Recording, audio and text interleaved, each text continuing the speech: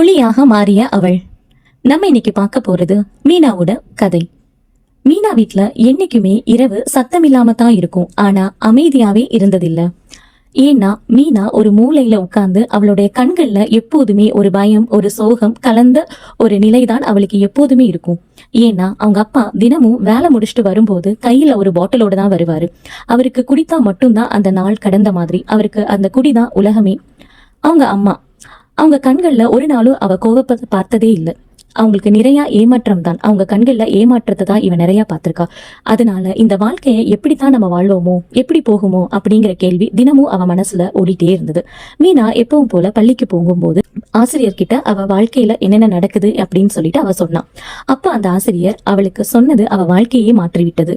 உன் நிலைமை உன் எதிர்காலம் இல்ல, உன் முடிவுதான் உன் எதிர்காலம். இந்த சொல் அவளுக்குனே சொன்ன மாதிரி இருந்தது.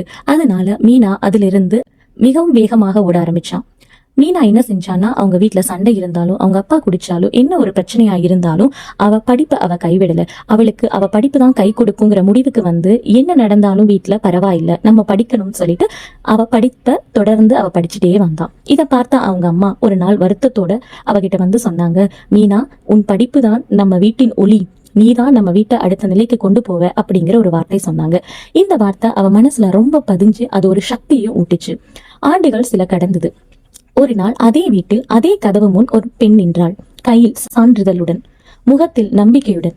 வேற யாருங்க, நம்ம மீனா தான், டாக்டர் மீனா.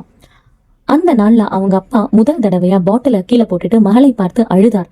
மன்னிச்சிடு, நான் உன்னை புரிஞ்சுக்கல மீனா, என்னை ரொம்ப மன்னிச்சிடும், வாழ்க்கையை நான் சிதைச்சிட்டேன்னு சொல்லி. மீனா சிரிச்சிட்டே சொன்னா, நீங்க என்ன கஷ்டப்படுத்தலப்பா, நீங்க தான் என்ன ஸ்ட்ராங் ஆக்குனீங்க, அதனால நீங்க கவலைப்படாதீங்க. நீங்க தான் என்னோட வாழ்க்கையில ஒரு எழுச்சியை தந்தீங்க, அதனால நீங்க கவலைப்பட வேண்டாம். நம்ம குடும்பத்தை அடுத்த நிலைக்கு நம்ம கொண்டு போலாம் அப்படின்னு சொல்லி அவங்க குடும்பத்தை அடுத்த நிலைக்கு கொண்டு போற வேலையை அவங்க பார்த்தாங்க. இந்த கதையில இருந்து நம்ம முடிவு என்ன தெரியுதுன்னா, சில வீடுகள்ல இருண்டுதான் இருக்கும், ஆனா அந்த இருட்டிலேயே ஒளி பிறக்கும். அந்த ஒளி ஒரு பெண்ணா இருந்தா அந்த உலகத்தையே மாற்ற சக்தி அவளுக்கு கிடைக்கும். அடுத்து நம்ம என்ன பண்ணலாம்னு சொல்லி நோக்கி ஓடனா எல்லா வீடுகளிலுமே ஒரு ஒளி பிறக்கும். நன்றி.